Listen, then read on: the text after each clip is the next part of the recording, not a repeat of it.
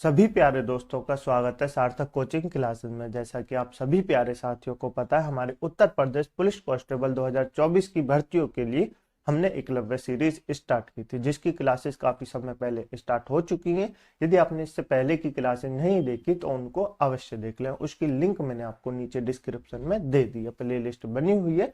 आप क्रमवाइज तरीके से सारी क्लासेसों को ले सकते हैं। ठीक है दोस्तों, आज जो हमारा हिस्ट्री का टॉपिक है वो है वैदिक सभ्यता। क्या है? वैदिक सभ्यता। इससे पहले हमने क्या पढ़ा था दोस्तों? सिंधु घाटी सभ्यता के बारे में जाना था। ठीक है, तो आज हम हिस्ट्री की क्लास में वैदिक सभ्यता के बारे में जानेंगे। ठीक है, तो चलिए बिना देर के हुए हमारी आज की हिस्ट्री की क्लास स्टार्ट करते हैं। लेकिन उससे पहले जो प्यारे दोस्त नए हैं वो चैनल को सब्सक्राइब कर लेंगे, वीडियो को लाइक कर देंगे, दोस्तों में शेयर कर देंगे। ठीक है दोस्तों, चलिए अपनी क्लास स्टार्ट करते हैं।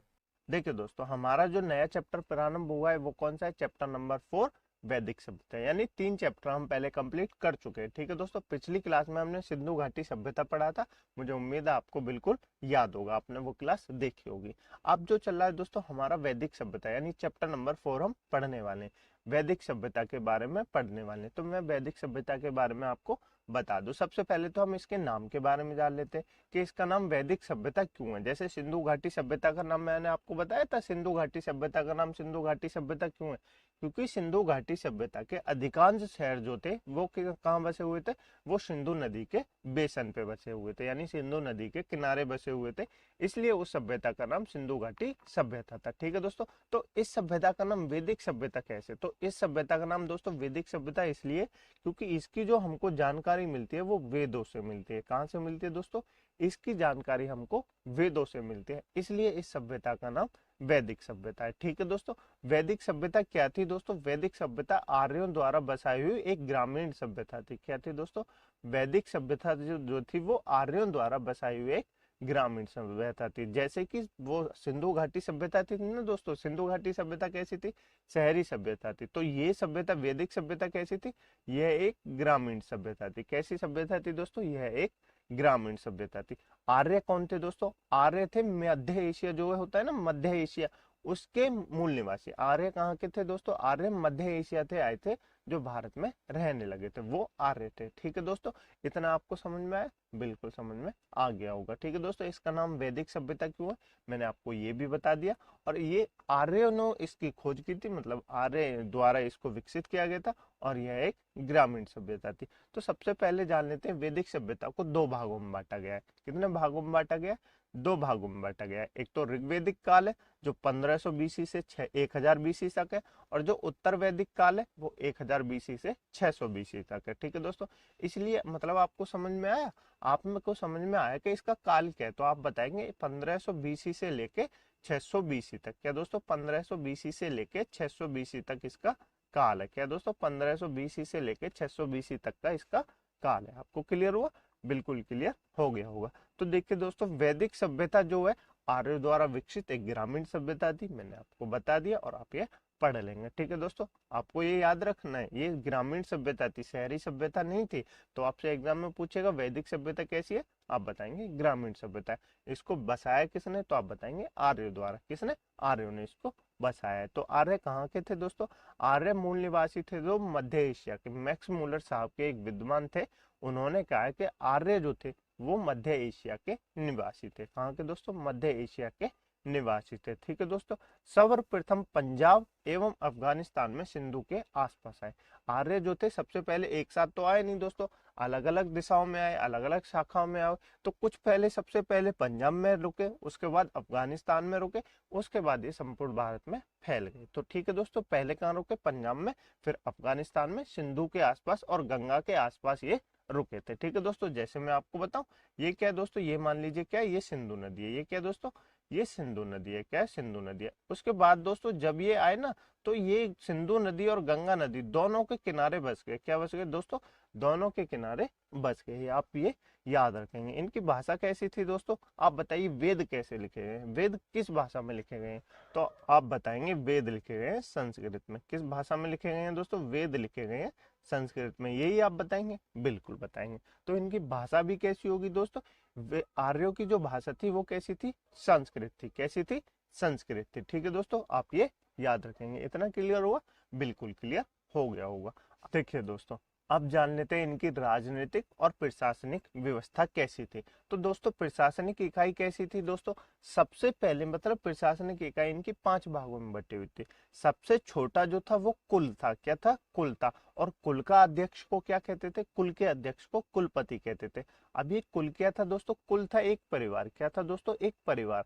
जैसे एक परिवार होता है ना दोस्तों, एक फैमिली होती है दोस्तों, उसका अध्यक्ष क्या था दोस्तों, परिवार के अध्यक्ष को कुलपति कहते थे। क्या कहते थे दोस्तों, परिवार के अध्यक्ष को कुलपति कहते थे। ठीक है दोस्तों, इतना क्लियर हुआ, बिल्कुल क्लियर हो गया होगा। तो बहुत सारे परिवारों से मिलके एक गांव बनता था। क्या बनता था, बहुत सारे परिवारों के मिलके से एक गांव बनता था। और गांव के अध्यक्ष को क्या कहते थे, ग्रामीण कहते थे। क्या कहते थे, ग्रामीणी कहते थे। ठीक है दोस्तों, बहुत सारे गांवों से मिलके एक विश्व बनता था। विश्व के अध्यक्ष को क्या कहते थे, विश्वपति कहते थे। क्या कहते थे, विश्वपति कहते थे। ठीक है दोस्तों, बहुत सारे विषयों से मिलके जन बनता था। और जन के अध्यक्ष को क्या कहते थे, जन के अध्यक्ष को राजन कहते थे।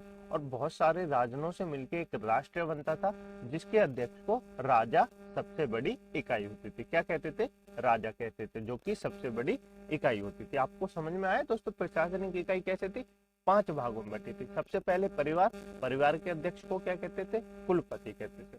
उसके बाद बहुत सारे परिवारों से मिलकर बना गांव, गांव को क्या कहते थे, ग्राम कहते थे। और ग्राम के अध्यक्ष को क्या कहते थे, ग्रामीणी कहते थे। क्या कहते थे, ग्रामीणी कहते थे।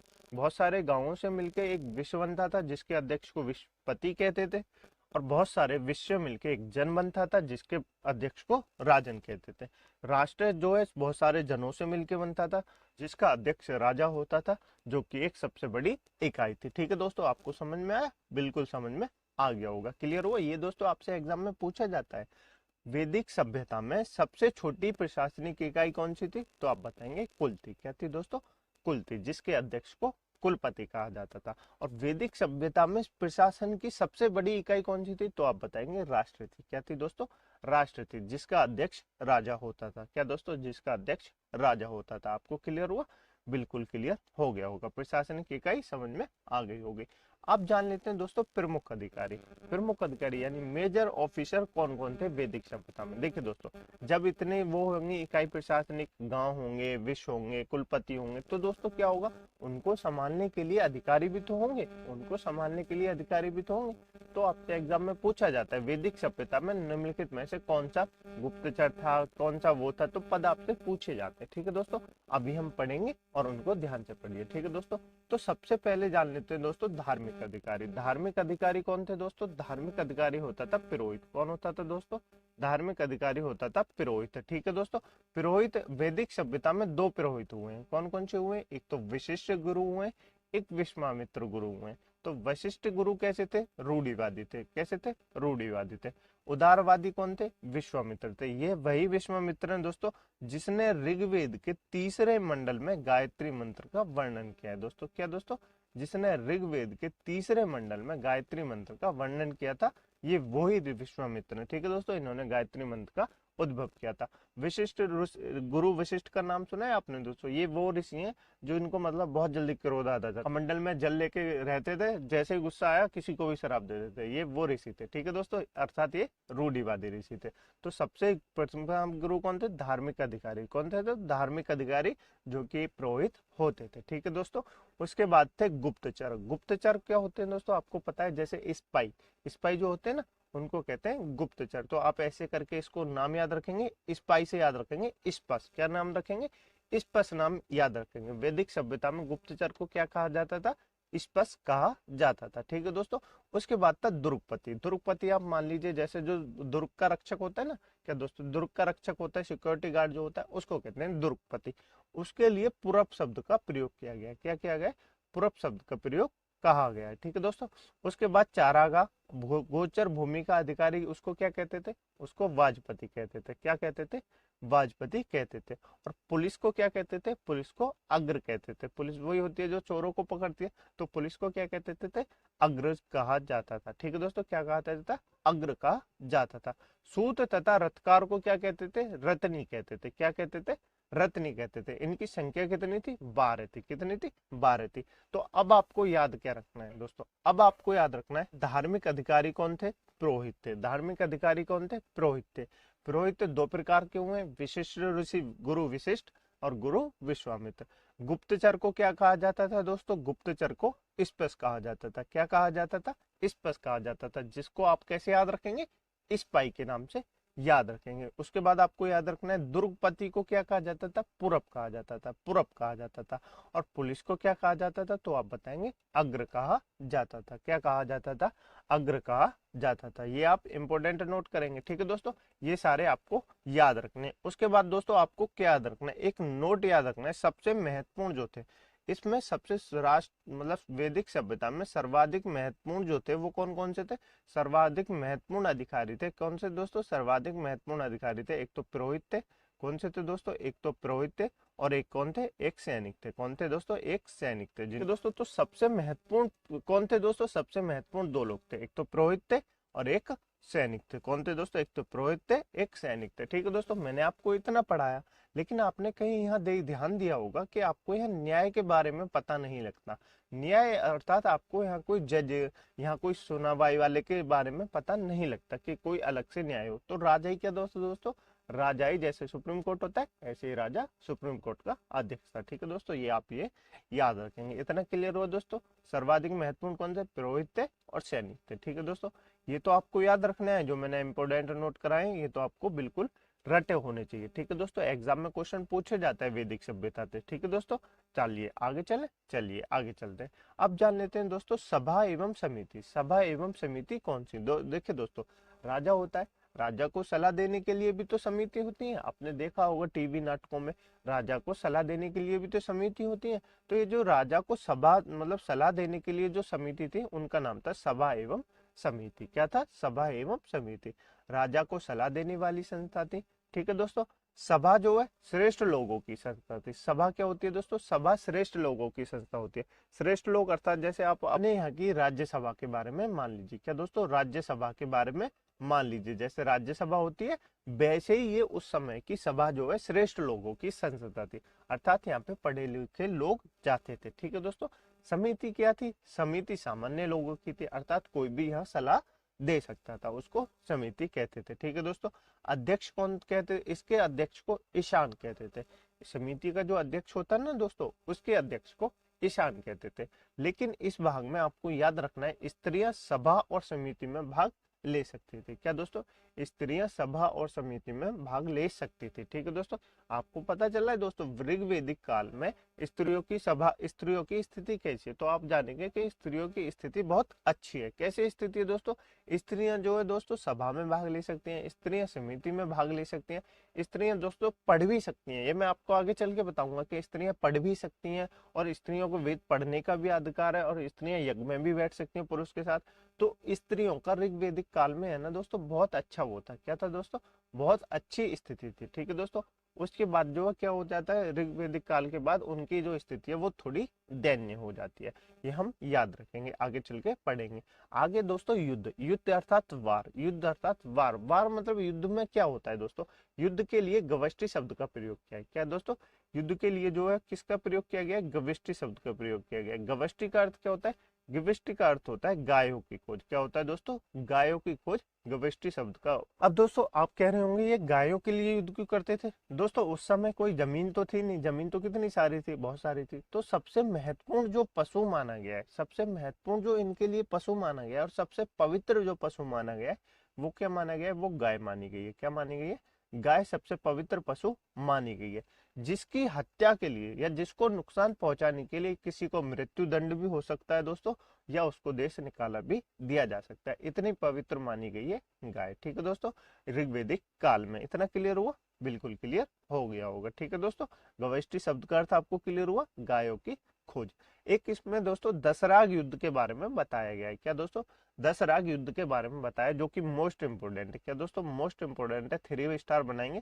दसराग युद्ध के बारे में आपको कहाँ बताया गया? तो आप बताएंगे वैदिक सभ्यता में पता चलता है। ठीक है दोस्तों, दसराग युद्ध क्या था दोस्तों? परुषणी, यानी परुषणी जिसको आज क्या कहते हैं? रावी नदी कहते हैं। क्या कहते हैं?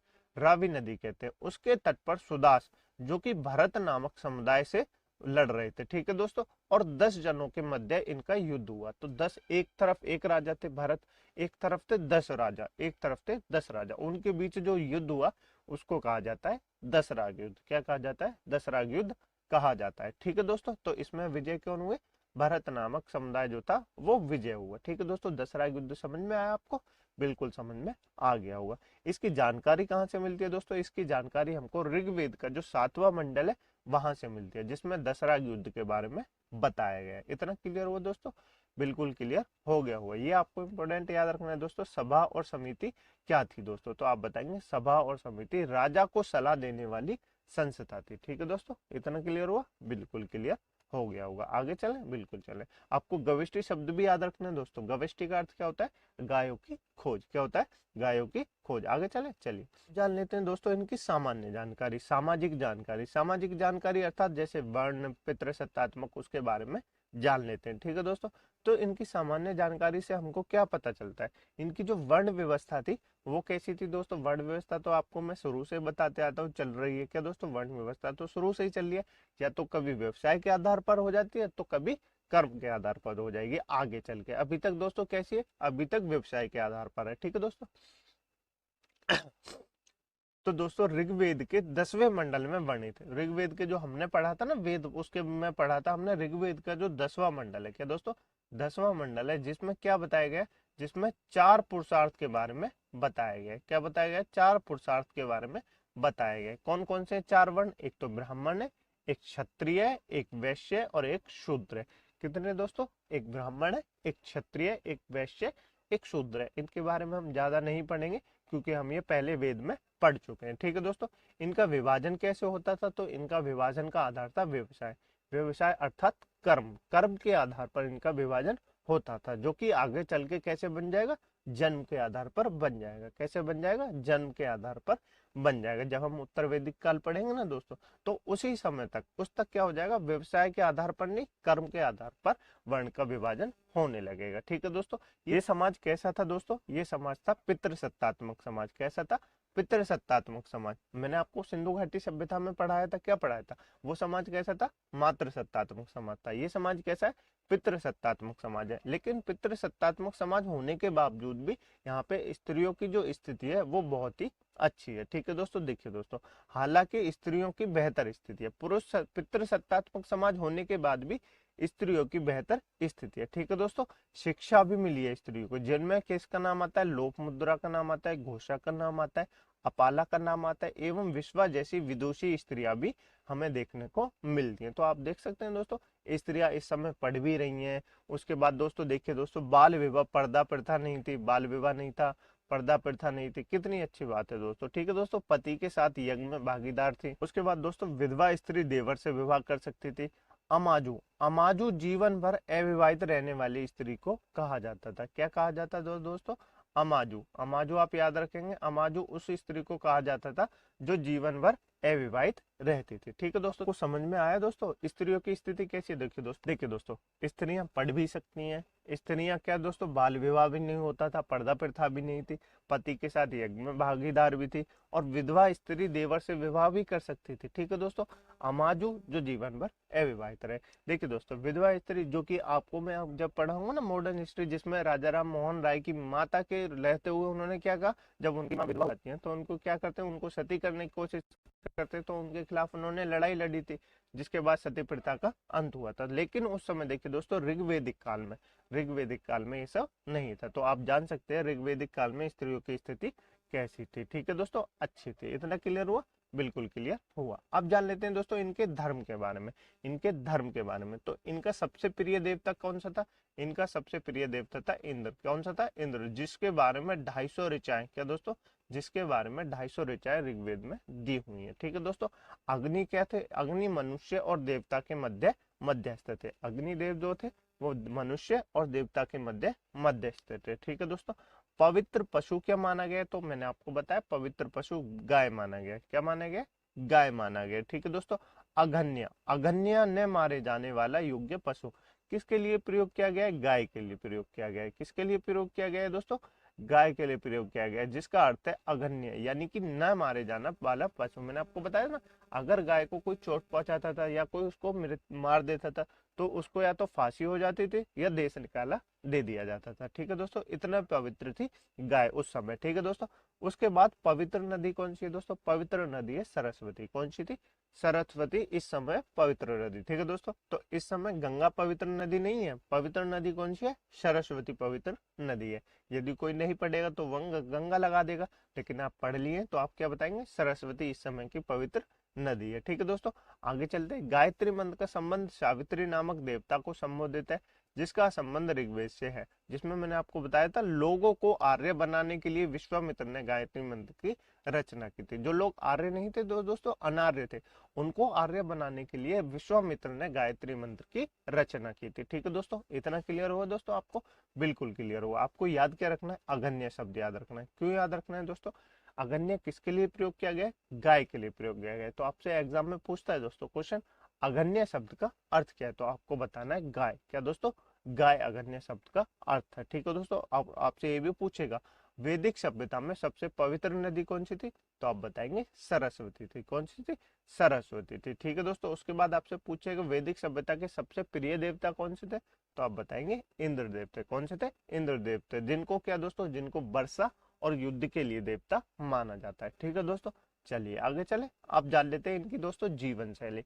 तो इनकी जीवन शैली कैसी थी दोस्तों? ये मनोरंजन के लिए क्या करते थे? मनोरंजन के लिए संगीत खेल करते थे, रथ दौड़ करते थे और घुड़दौड़ करते थे। ये इनके मनोरंजन के साधन थे। इनका प्रिय पशु कौन सा था? तो इनका प्रिय पशु घोड़ा था। देखिए दोस्तों, पवित्र पशु कौन सा था? पवित्र पशु गाय थी, लेकिन प्रिय पशु कौन सा है? तो आप बताएंगे घोड़ा है। कौन सा है? घोड़ा है। इन दोनों में आपको कंफ्यूज नहीं होना है। मुख्य पेय कौन था? सोमरस था। सोमरस जिसको दोस्तों आज के जमाने में शराब कहते हैं, तो उस समय ये शराब नहीं थी दोस्तों। सोमरस जो होता है वो सोमरस होता है, ये युद्ध के समय पिया जाता है, जिसको आप इंग्लिश में कहते हैं एनर्जी ड्रिंक। क्या कहते हैं?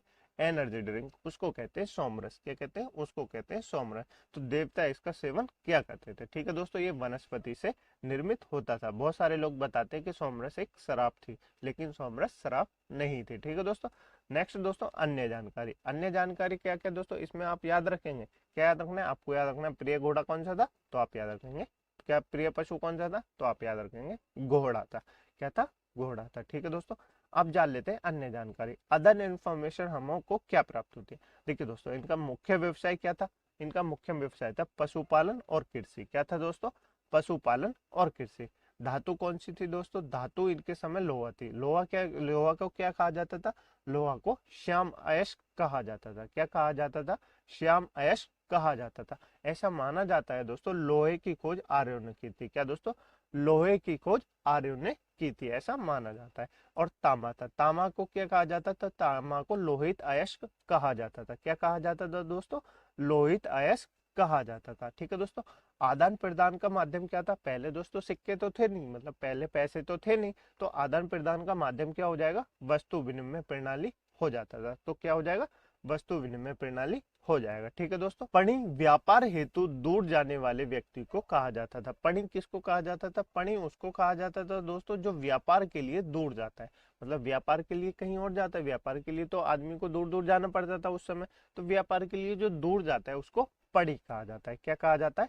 पणि कहा जाता है। इतना क्लियर हुआ? बिल्कुल क्लियर हो गया होगा। ठीक है दोस्तों, अब जान लेते हैं ऋग्वैदिक काल की प्रमुख नदियां। ये इंपोर्टेंट है दोस्तों, इसमें आप 3 स्टार बना लेंगे, क्योंकि आपसे एग्जाम में इनके पुराने नाम और नए नाम भी पूछे जाते हैं, इसलिए मैंने आपको लिख के दिए। ठीक है दोस्तों, जो जो इंपोर्टेंट है वो मैंने आपको लिख दिए। तो क्या दोस्तों ऋग्वैदिक काल की प्रमुख नदियों के बारे में जान लेते हैं। सबसे पवित्र नदी कौन सी? मैं आपको बता चुका हूँ, सरस्वती है। सर्वाधिक उल्लेखनीय नदी कौन सी है? सिंधु है। देखिए दोस्तों, सबसे पवित्र नदी तो सिर्फ सरस्वती है, लेकिन सबसे सर्वाधिक उल्लेख किसका है? मतलब सबसे ज्यादा उल्लेख किसका है? तो आप बताएंगे सिंधु नदी का है। किसका है? सिंधु नदी का। और गंगा का 1 बार मिलता है, यमुना का 3 बार इसमें उल्लेख है। ठीक है दोस्तों, इतना याद रखेंगे? बिल्कुल याद रखेंगे।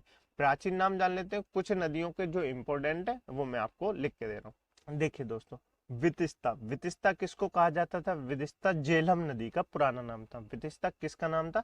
तो आप बताएंगे वितिस्ता झेलम नदी का पुराना नाम था। ठीक है दोस्तों, अश्कनी किसका नाम था दोस्तों? तो आप बताएंगे चिनाब नदी का अश्कनी नाम था। ठीक है दोस्तों, ये जितनी मैंने दी है दोस्तों इम्पोर्टेंट है, मैं आपके लिए सिर्फ छाट के लाया हूँ, बाकी हैं तो बहुत सारे, लेकिन आपको ये सब याद रखनी है। ठीक है दोस्तों, परुष्णी किसका नाम था? परुष्णी था रावी नदी का नाम। क्या था दोस्तों? रावी नदी का नाम, जिसके किनारे क्या हुआ था? दशराग युद्ध हुआ था। ठीक है दोस्तों, सतुद्री किसका नाम था? सतुद्री था सतलज नदी का नाम। क्या था दोस्तों? सतलज नदी का नाम। और विपाशा किसका नाम था? विपाशा था व्यास नदी का नाम। विपाशा किसका नाम था? विपाशा था व्यास नदी का नाम। तो आप ये याद रखेंगे। ठीक है दोस्तों, वितिस्ता किसका नाम था? झेलम नदी का नाम था। अश्कनी किसका नाम था? चिनाब नदी का नाम था। परुष्णी किसका नाम था? रावी नदी का नाम था। सतुद्री किसका नाम था? सतुद्री सतलज नदी का नाम था। विपाशा किसका नाम था? विपाशा व्यास नदी का नाम था। ठीक है दोस्तों, आपको क्लियर हुआ? बिल्कुल क्लियर हो गया होगा। आगे चले, चलिए आगे चलते हैं। आगे जान लेते हैं दोस्तों, हमारा यहाँ पे क्या खत्म होता है? हमारा यहाँ पे ऋग्वेदिक काल समाप्त होता है। अब क्या जान लेते हैं? उत्तर वैदिक काल के बारे में जान लेते हैं। उत्तर वैदिक काल में क्या है दोस्तों? कुछ नहीं है। देखिए मैं आपको बताता हूँ उत्तर वैदिक काल में क्या हुआ था। देखिए दोस्तों, उत्तर वैदिक काल का आपको समय याद रखना है 1000 बीसी से 600 बीसी तक। हुआ क्या था? उत्तर वैदिक काल में इंद्र के स्थान पर प्रजापति सर्वाधिक प्रिय देवता हो गए, मतलब जो भी था वो अलग अलग हो गया, बदल गया। उसके बाद उत्तर वैदिक काल में राजा के राज्याभिषेक के समय राजस्व यज्ञ होने लगा, पहले जो कि नहीं होता था। उत्तर वैदिक काल में वर्ण व्यवसाय की वजह जन्म के स्थान पर निर्धारित हो गई, मैंने बताया ना आपको।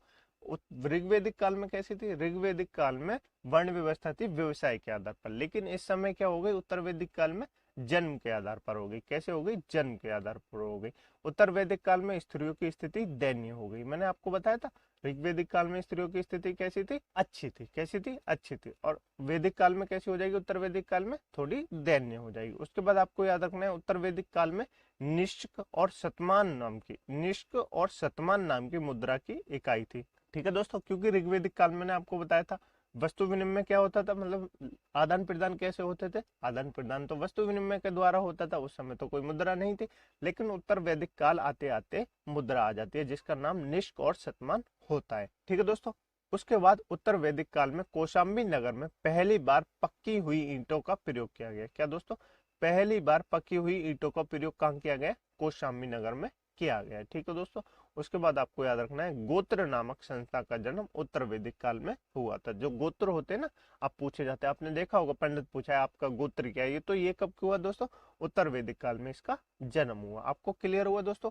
उत्तर वैदिक काल ऋग्वेदिक काल बिल्कुल क्लियर हो गया होगा। ठीक है दोस्तों, आपको कुछ ज्यादा लोड लेने की जरूरत नहीं है। ठीक है दोस्तों, अन्य ऐतिहासिक स्रोतों के बारे में जान लेते हैं, और इसी स्रोत के साथ हमारा क्या हो जाता है दोस्तों? इसी स्रोत पढ़ने के बाद हमारा जो है वैदिक सभ्यता समाप्त हो जाती है। क्या हो जाती है दोस्तों? वैदिक सभ्यता, यानी एक और चैप्टर हमारा कंप्लीट हो जाता है। ठीक है दोस्तों, चलिए इसको पढ़ लेते हैं। उपनिषदों की संख्या कितनी है? 108 है। ये हम पहले बात कर चुके हैं, तो इसलिए हम इसमें ज्यादा समय नहीं लेंगे। जब हम वेद पढ़े थे ना तो इनके बारे में जान चुके हैं। सत्यमेव जयते जो कि मुंडको उपनिषद से लिया गया, ये इंपोर्टेंट नोट करेंगे। सत्यमेव जयते आपसे एग्जाम में पूछा जाता है। सत्यमेव जयते कहाँ से लिया गया? तो आप बताएंगे मुंडको उपनिषद से लिया गया। महाकाव्य दो हैं जो कि महाभारत और रामायण है। इसमें भी क्या दोस्तों? महाभारत का पुराना नाम जय संहिता है। क्या है दोस्तों? महाभारत का पुराना नाम जय संहिता है। यह विश्व का सबसे बड़ा महाकाव्य, तो आपको ये याद रखना है। आपको याद क्या क्या रखना है? सत्यमेव जयते जो कि मुंडको उपनिषद से लिया गया है। महाकाव्य दो हुए, महाभारत और रामायण। क्या हुआ दोस्तों? महाभारत और रामायण। महाभारत का पुराना नाम जय संहिता है। क्या है दोस्तों? जय संहिता। ये विश्व का सबसे बड़ा महाकाव्य, इतना आप याद रखेंगे। ठीक है दोस्तों, चलिए आगे चले, चलिए आगे चलते हैं। अब जान लेते हैं दोस्तों प्रमुख दर्शन और उनके प्रवर्तक के बारे में। क्या दोस्तों? अपने अपने सबके अलग अलग दर्शन है और उनके प्रवर्तक के बारे में जान लेते हैं। ठीक है दोस्तों, तो चारवाक जो दर्शन था उसके संत प्रवर्तक कौन थे? चारवाक थे। कौन थे? स्वयं चारवाक थे। ठीक है दोस्तों, और योग दर्शन के कौन थे? योग दर्शन के प्रवर्तक थे पतंजलि। कौन थे? पतंजलि। ये सब आपको याद होगा। सांख्य दर्शन के प्रवर्तक कौन थे? कपिल मुनि थे। कपिल मुनि थे। ठीक है दोस्तों, न्याय दर्शन के प्रवर्तक कौन थे? गौतम ऋषि थे। कौन थे? गौतम ऋषि थे। पूर्व मीमांसा के वो कौन थे? पूर्व मीमांसा के प्रवर्तक जैमिनी थे। कौन से? जैमिनी थे। और उत्तर मीमांसा के प्रवर्तक कौन थे? बादरायण थे। कौन थे? बादरायण थे। एक नीचे जो कि आपको नहीं दिख रहा उसका नाम है वैशेषिक। क्या दोस्तों? वैशेषिक मीमांसा। वैशेषिक मीमांसा के वो कौन थे? वैशेषिक के थे कणाद या कुलुद। कौन थे प्रवर्तक? वैशेषिक के थे कणाद या कुलुप, इसके उलुक इसके प्रवर्तक थे। क्या थे दोस्तों? कणा दिया उलुक इसके प्रवर्तक थे। तो आपको याद क्या क्या रखना है मैं आपको बता देता हूँ। ये इंपॉर्टेंट स्लाइड है दोस्तों। दर्शनों से आपसे एग्जाम में क्वेश्चन पूछे जाते हैं। चारवाक का दर्शन पूछा जाता है, इसका नाम तो आप वैसे याद रखेंगे। चारवाक दर्शन किसने दिया? स्वयं चारवाक ने दिया। योग का दर्शन किसने दिया? तो आप बताएंगे पतंजलि ने दिया। सांख्य दर्शन किसने दिया? तो आप बताएंगे कपिल मुनि ने दिया। न्याय दर्शन किसने दिया? तो आप बताएंगे गौतम ऋषि ने दिया। पूर्व मीमांसा किसने दिया? तो आप बताएंगे जैमिनी ने दिया। और वहीं उत्तर मीमांसा पूछे तो आप बताएंगे वेदनारायण ने दिया। जबकि वैशेषिक मीमांसा किसने दिया? कणा दिया उलुक ने दिया। कणा दिया उलुक ने दिया। ठीक है दोस्तों, यहाँ पे हमारा एक और चैप्टर कंप्लीट होता है। ठीक है दोस्तों, वैदिक सभ्यता यानी चैप्टर 4 हमारा कंप्लीट होता है। मुझे उम्मीद है दोस्तों आपको ये क्लास अच्छी लगी होगी। थोड़ी सी भी आपके एग्जाम में अगर बेनिफिशियल रहे तो मुझे बहुत अच्छा लगेगा। ठीक है दोस्तों, इस क्लास को आपको समझ में नहीं आई है तो आप एक बार फिर से देख लें। इंपोर्टेंट जो मैंने आपको बताया उनको अवश्य याद करें, अपनी नोटबुक में इसको अवश्य लिखें। ठीक है दोस्तों, अपनी सफलता को एक बार अवश्य सुनिश्चित करें। ठीक है दोस्तों, एक बार मेरे साथ आप अपने नोट्स बनाते जाइए, मुझे उम्मीद है आपको सफलता अवश्य मिलेगी। ठीक है दोस्तों, मिलते हैं एक नए चैप्टर के साथ अगली क्लास में। तब तक के लिए अपना ध्यान रखिएगा और क्लासों को पढ़ते रहिए। जितनी क्लास हमने आपको करा दी है उनको अवश्य रिवाइज करते रहिए। ठीक है दोस्तों, क्योंकि जब तक आप रिवाइज नहीं करेंगे तब तक आपको कुछ समझ में नहीं आएगा। ठीक है दोस्तों, मिलते हैं अगली क्लास में एक नए चैप्टर के साथ। तब तक के लिए अपना ध्यान रखिएगा। जय हिंद, जय भारत।